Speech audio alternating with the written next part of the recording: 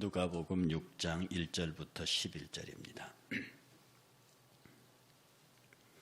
누가복음 6장 1절부터 11절 함께 봉독합니다.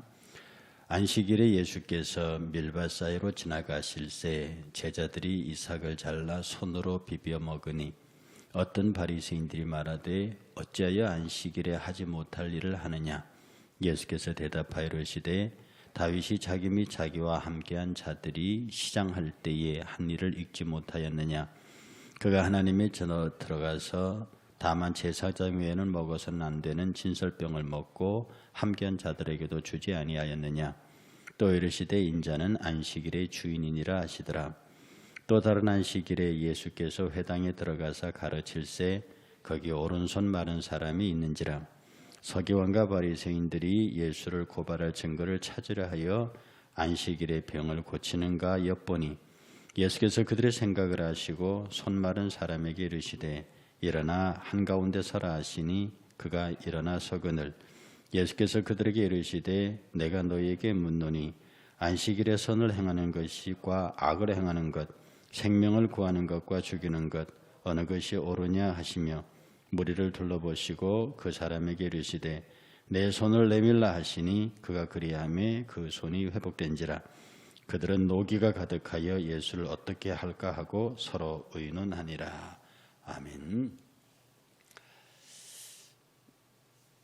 이 이스라엘 유대 종교의 교리는 딱 하나밖에 없습니다. 신명기 6장 4절 여호와 우리 하나님은 여호와는 곧 우리 한 분뿐이신 하나님이시니라.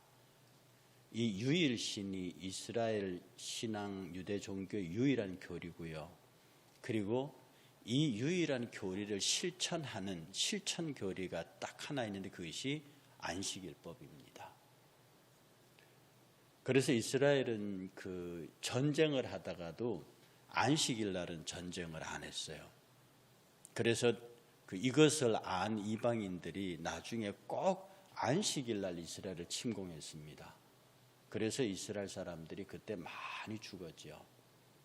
그래서 유대 지도자 회의에서 하나님의 거룩한 백성을 지키기 위해서 안식일 날에 특별히 성전을 지키는 군대를 편성하고 안식일을 지킨 그런 전례도 있습니다.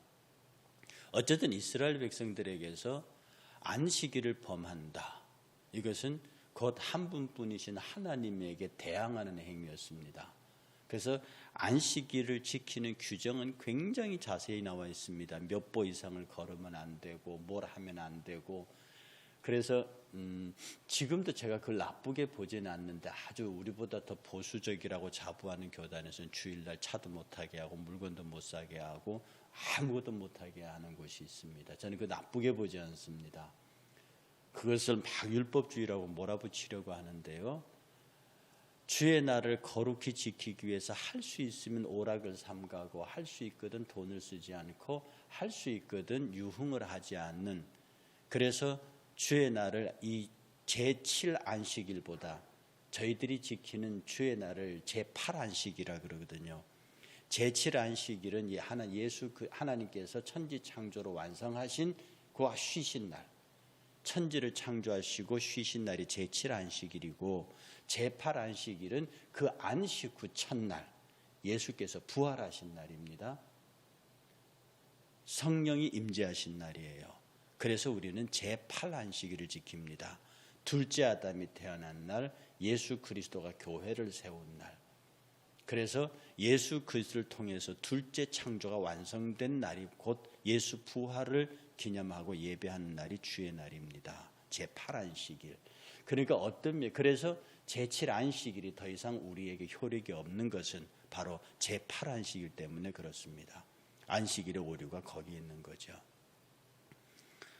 그러므로 제7 안식일의 경건을 뛰어넘는 제8 안식일의 이해가 필요합니다. 그래서 율법의 조문은 없어졌지만 성경은 말하기를 제가 뒤에서 말씀드리겠습니다만 예수께서는 율법을 폐하러 오신 것이 아니에요. 율법을 완성하러 오셨습니다. 이 율법의 완성은 10계명을 폐하면서 10계명보다 더 강화된 법으로 나아갔어요. 예를 들어서 살인하지 말라 10계명입니다. 너희가 미워만 해도 살인죄를 범했다. 간음하지 말라. 실제로 그런 일이 일어나지 않아도 그런 생각만으로 간음죄를 성립시키고, 이게 율법의 완성이에요. 그러니까 어떤 면에서 신약의 율법, 신약의 안식일은 구약을 탁월하게 뛰어넘는다. 구약의 율법이 도저히 구약의 율법은 억지로라도 지킬 수는 있어요. 그러니까 사도 바울 같은 사람들이 나는 율법에 흠이 없는 자라고 그렇게 얘기를 한다고요. 근데 신약의 율법, 제가 늘 말씀드린 이 땅에 임한 하나님 나라의 법, 특히 마태복음 5, 6, 7장의 산상수훈은 인간의 의지로는 절대로 지킬 수 없는 법입니다. 그래서 그것을 존재 자체로 다 지켜진 것을 내가 그대로 위임받은 법으로 받으라고 제가 말씀을 드렸죠. 여러분 그 사무엘상 21장 한번 찾아보시겠습니까? 사무엘상 21장 1절에서 6절이요. 사무엘상 21장 1절에서 6절 함께 천천히 읽겠습니다. 사무엘상 21장 1절.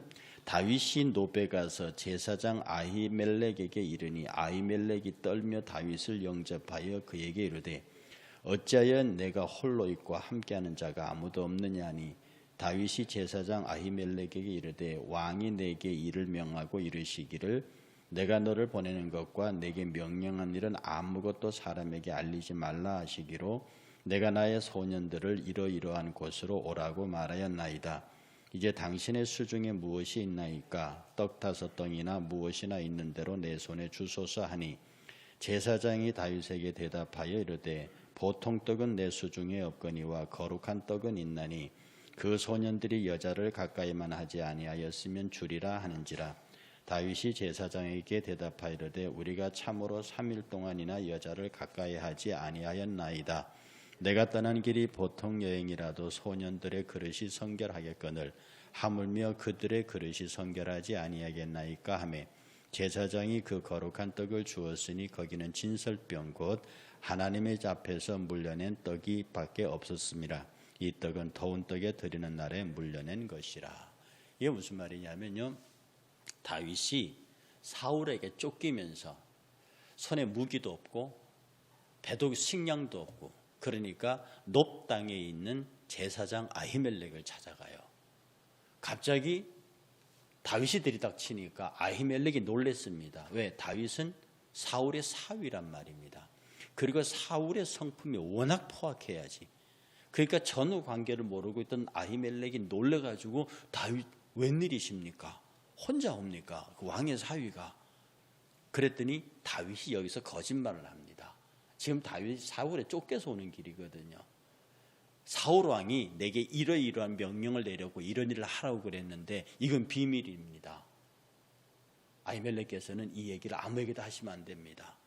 그랬더니 아히멜렉이 놀래가지고 알았다고. 그런데 지금 떡이 있느냐? 떡 5덩이가 아니면 우리가 먹을 것이 있느냐? 또 무기도 찾습니다. 그랬더니 아히멜렉이 당신들의 내게는 보통 떡은 없다. 보통 떡은 우리가 일상적으로 먹는 그 식량으로서의 떡입니다. 거룩한 떡은 하나님 앞에 드렸던 제사 음식이에요. 이 거룩한 떡은 있는데 보통 떡은 없다. 그러나 만약 너희가 여자를 가까이 하지 아니하였으면 이것은 주겠다. 이것은 뭐냐면 이 진설병을 먹을 수 있는 최소한의 조건을 얘기하는 겁니다. 하나님께서 절대로 이 진설병은 제사장들만 먹게 돼 있어요. 그런데 제사장들만 먹으라는 뜻이 아니고 그 규정은 하나님 앞에 올려진 떡이 함부로, 다시 말해서 이방들에게 올려진 고기가 물려져 나와서 시장에 팔리는 고기가 되는 것처럼 하나님 앞에 올려진 제물이 그렇게 정말 시장으로 흘러가고 하는 그런 것을 막기 위해서 제사장만 먹으라고 하는 것이거든요. 그러니까 제사장만 먹으라 하는 그 떡의 취지는, 그런 말의 취지는 하나님 앞에 드려진 것을 함부로 다루지 말고 귀히 여기라고 하는 율법의 의미를 담고 있는 거예요. 그러니까 왕의 사위가 와서 지금 딱 그 떡을 달라고 할 때 아히멜렉이 그것에 대한 최소한을 얘기하는 거예요. 여자를 가까이 하지 않느냐. 이 당시의 성적 정결은요, 2가지. 거룩한 성전에 참여할 때, 그 다음에 그 특별한 종교 의식에 참여할 때 이 성적 정결의 의무는 지켜야 합니다. 만약에 너희들이 성적 정결의 의무만 깨끗하다고 하면, 그러니까 보통 유대인들에게 성적 정결의 의무는 하루입니다. 24시간이 지나면 돼요. 그런데 이 다윗은 우리가 길 떠난 지 3일이다. 그러니 나와 내 동무들 그리고 그들의 가지고 있는 칼, 그릇 이것들이 성결할 수밖에 없지 않느냐 하니까 아히멜렉이 거룩한 성전의 떡을 내어줍니다. 예수께서 지금 이 말씀을 인용하고 있는 거예요. 예수께서 제자들이 지나가는데 밀이삭을 비벼 먹습니다. 여러분, 이스라엘 사람들은 추수할 때 길가에 있는 이삭은 베지 않아요. 나그네들이 그걸 비벼서 먹도록. 그래서 그 이삭을 비벼서 먹는 것을 보는 그날이 안식일이었습니다. 그러니까 주변에 둘러서 있던 바리새인들이 말하기를 왜 안식일에 이거 일하느냐, 그건 안 되는 거 아니냐, 그렇게 얘기를 합니다. 그래 예수님이 하시는 말씀이 뭐냐 하면, 다윗이 자기와 함께한 자들에게 아히멜렉으로부터 그 떡을 얻어먹었다. 그 배경은 뭐냐? 그것을 함부로 하지 말라는 것이 아니고, 하나님의 드려진 그 떡을 함부로 하지 말라는 뜻이 아니겠느냐. 사실은 이 사건 때문에 훗날에 이때 이제 그 다윗이 골리앗을 죽여서 골리앗에게 빼앗은 금이 그 전에 있었어요. 그것도 준다고요. 그것 때문에, 떡을 주고 검 준 것 때문에 나중에 노베 제사장들이 사울로부터 다 죽임을 당합니다. 아주 비극적인 사건이 일어나요. 그러나 예수께서 이 사건을 집어 얘기하시면서 다윗과 함께한 사람들이 하나님 앞에 올려진 떡을 먹을 수 있는 것은, 그것을 오직 제사장이 먹으라는 율법적 규정에서 벗어나 그 떡은 누구나 먹을 수 있지만 함부로 하지 말라는 뜻이다 라고 하는 율법의 내면을 가리키면서 하시는 말씀이 내가 안식일의 주인이다, 이렇게 말합니다. 그때 이스라엘 백성들은 안식일의 주인이라는 예수의 말을 전혀 이해하지 못했죠. 똑같은 안식일에 또 다른 사건이 일어납니다. 손이 불편한 사람을 향해서 그 손을 고치는 사건이 일어납니다. 그때 예수께서 역시 바리새인들에게 묻는 질문이 있습니다. 안식일에 선을 행하는 것과 악을 행하는 것, 생명을 구하는 것과 죽이는 것, 어느 것이 옳으냐? 그렇게 하시고 그 손 마른 자를 고치십니다. 이 광경을 본 바리새인들이 노기가 가득 차서 예수를 어떻게 죽일까 의논하기를 시작했죠. 왜? 그들이 감히 안식일을, 그것도 하나님의 아들이라 자부하는 예수가 감히 안식일을 치고 들어왔기 때문입니다. 우리는 여기에서 굉장히 중요한 도전을 받습니다. 우리가 하나님을 지키는 데 있어서, 하나님을 섬기고 교회를 지키고 신앙을 지키는 데 있어서 하나님의 법은 굉장히 중요합니다. 하나님께서 세우신 거룩한 말씀의 법, 너희는 이 말씀을 넘어가지 말라. 사도 베드로가 주는 그리스도 살아계신 하나님의 아들입니다, 그렇게 말하고 하니까 예수님께서 바요나 시모나 네게 복이 있도다, 네가 그것을 알게 하는 너희 조상들이 아니고 하나님의 아버지다, 막 이렇게 칭찬을 하시거든요. 너무 막 업된 그 베드로에게 내가 십자가에 못 박혀 죽어야 하겠다 하니 사도님께 베드로가 막 그대로 영어편을 리부케 막 예수를 꾸짖습니다. 절대로 그런 일이 당신하지는 않습니다. 내가 있는 한 그렇게 안 됩니다. 그때 예수께서 하신 말씀이 사탄아 내 뒤로 물러가라. 조금 전에 천국 열쇠를 받은 베드로가 바로 뒤에 사탄이라는 소리를 듣습니다. 우리가 하나님 앞에서 하나님의 법을 지키고 사는데 그 법은 조문이 아니고, 소위 바울의 표현되는 의로운 문서, 의문, 조문이 아니고 생명입니다. 예수 그리스도의 법의 정신은 생명이고 사랑입니다.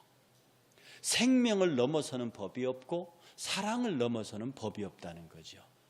안식일에 선을 행하는 것과 악을 행하는 것, 뭐라고 그랬습니까? 하나님의 뜻이에요. 안식일날 하나님의 뜻을 행하는 것과 하나님의 뜻에 반대되는 것을 행하는 것.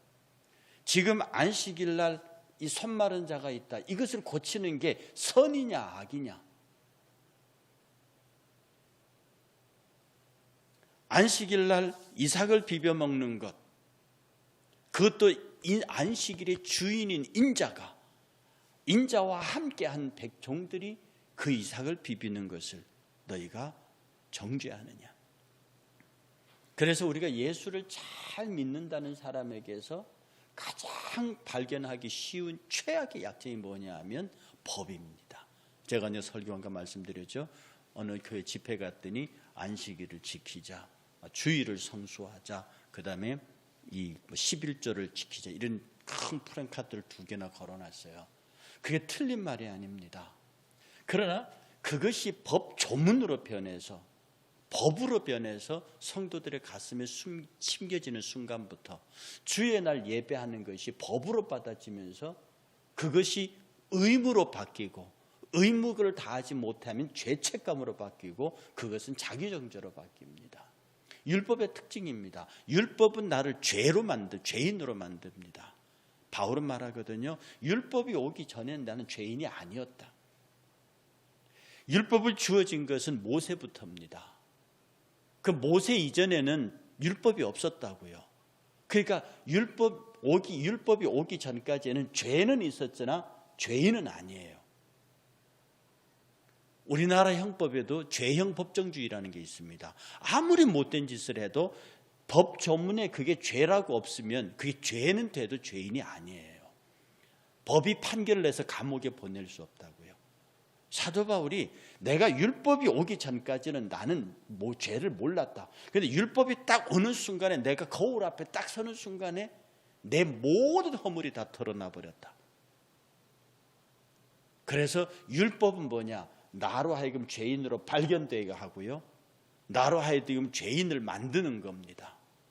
그래서 율법의 가장 큰 책무는 나를 죄인으로 발견되게 하는 거예요. 그래서 나를 살려줄 그리스도를 찾게, 구세주를 찾게 만드는 거예요. 율법은 우리를 살리지 못합니다. 율법은 우리를 살릴 분에게, 메시아에게 우리를 끌고 가는 것이 다예요. 그런데 이스라엘의 지도자들은요, 율법이 살리는 것으로 믿었습니다. 율법을 지키면 산다고 생각했습니다. 그래서 그들은 생명을 다해서 율법을 지키려고 했습니다. 그런데 우리는 말입니다. 우리는 두 번째 안식일의 법 아래 살고 있는 우리들은 율법을 지키려고 몸부림치는 것이 아니라 율법의 본체 되시는, 율법의 주인 되시는, 율법의 완성자 되시는 그 분이 나를 지배하도록 내어드리는, 정말 그분의 마음과 그분의 사랑을 읽어줄 수 있는 마음.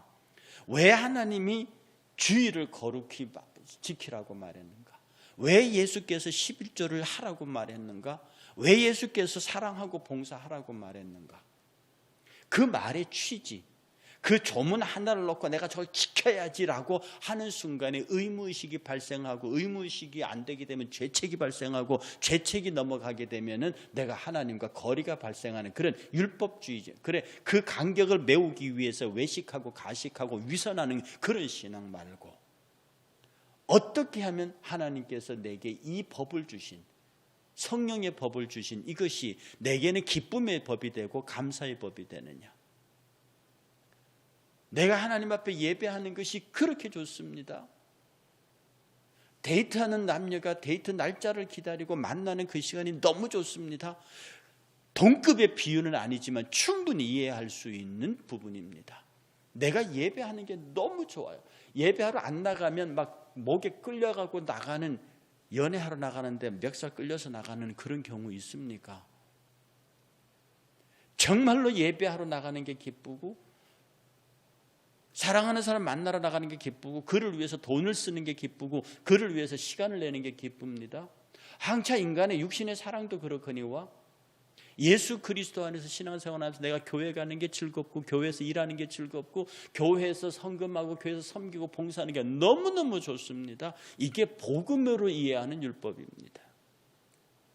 우리가 법에 매이면, 소위 법에 매이면 율법의 법에 매이면 우리는 주일날 거룩히 행하지 못한, 말씀대로 살지 못하는 자를 정죄하고 그렇게 하게 됩니다. 그러나 사랑의 법에 매이면은요, 그 사랑의 법에 매이면 매일수록 그 조임이 강력하면 강력할수록 더 행복한 겁니다. 이게 제8안식의 법입니다. 예수 그리스도 사랑의 법입니다. 그래서 우리는 구약보다는 더 강력하고, 구약보다는 더 위대하고, 구약보다는 더 폭넓은 율법의 세계, 완성된 율법을 가지고 있는, 예수님은 나는 율법을 폐하러 온 적이 없다. 적어도 구약 성도들보다는 안식일을 더 철저하게 지켜라. 구약의 성도보다는 십계명을 더 철저하게 지켜라. 왜냐하면 내가 그 법의 주인이기 때문이다. 그러니 이 자유의 복음을 이해한 사람들이 뭐 주일날 예배 드려도 되고 안 드려도 되고, 뭐 11조는 해도 되고 안 해도 되고, 뭐 봉사는, 이렇게 가버리면요, 구약의 율법 성도보다 못한 성도들이 됩니다.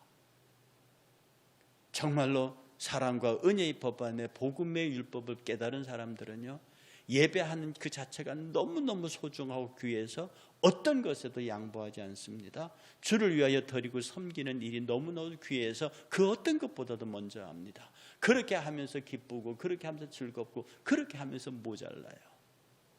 아무리 주님 앞에 많이 예배해도, 기도해도 모자르는 것 같고, 아무리 주님을 사랑하고 그 사랑을 수없이 표현해도 그것이 모자르는 것 같고, 그래서 우리가 이 은혜의 복음의 율법 시대를 살면서 주의 마음을 읽을 수 있는 사람, 정말로 율법을 주신 주의 마음을, 그리고 그 율법을 다 완성하시고 완성한 율법의 그 큰 은혜를 우리에게 주셔서 너희도 율법대로 살아보지 않겠느냐.